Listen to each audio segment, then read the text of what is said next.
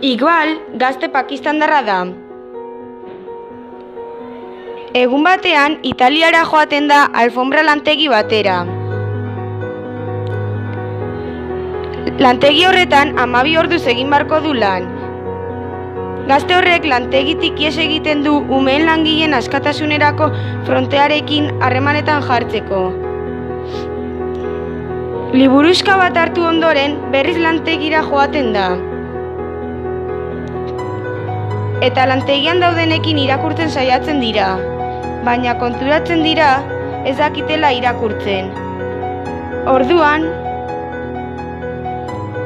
Fatima izeneko neska batek irakurtzen erakusten die. Izan ere, beraren aita irakaslea da. Geroago, elkarte horrekin parte hartuko du. Eta ume batzuk askatuko ditu. Zer gertatuko da?